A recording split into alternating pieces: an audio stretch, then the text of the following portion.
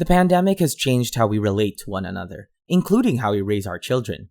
With this, let me share with you what Maye Musk has said, as I quote, "I raised them by these 3 rules." In addition to this, I'm going to share with you a pre-COVID essay by the mother of the world's richest man, Maye Musk, on raising children that provide some great insights.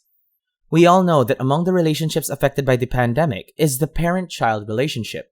It is the parents' job to guide their kids through a challenging time when their mental and physical limits are being tested.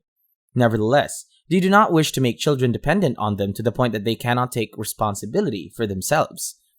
On a CNBC Make It show before, Maye Musk, the mother of Elon Musk, Kimball Musk, and Tosca Musk, who are all successful in their fields, discuss parenting. This makes for an instructive to watch at this challenging time.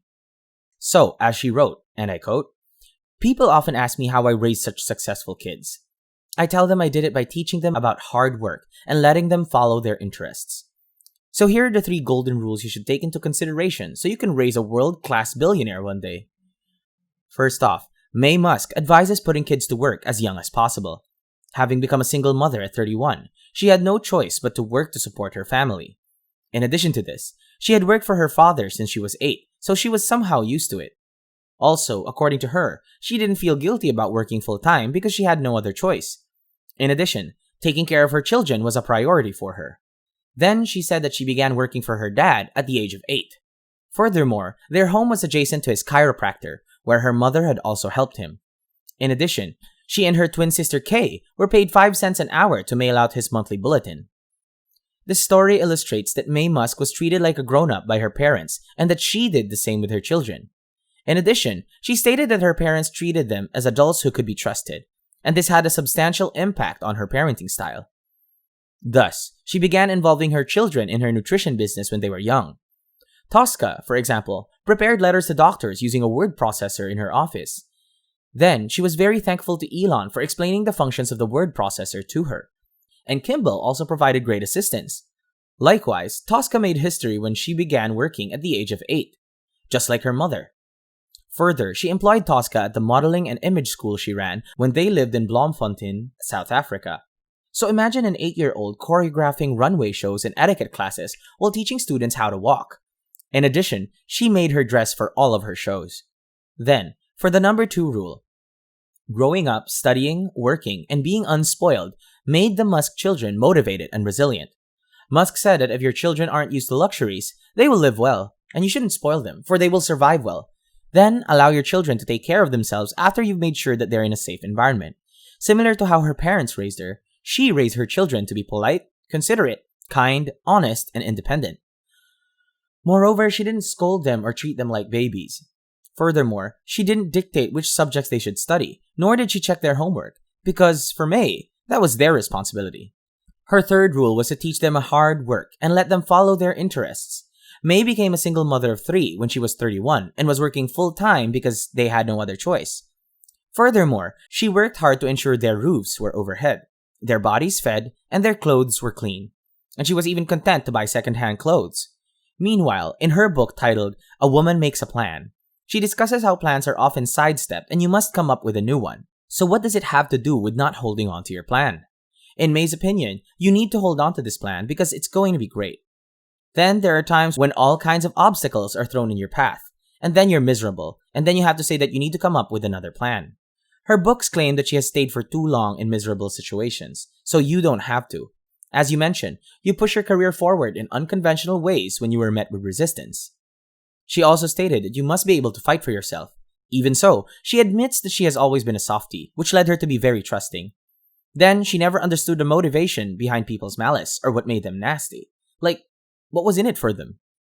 She said most people seem to like having control over others. So if they can have that over you, they find joy, although it is not right. Then there is no doubt that change will help people grow a lot, but it can also be frightening. Do you think Maye leans towards change, or do you think she is forced to make it?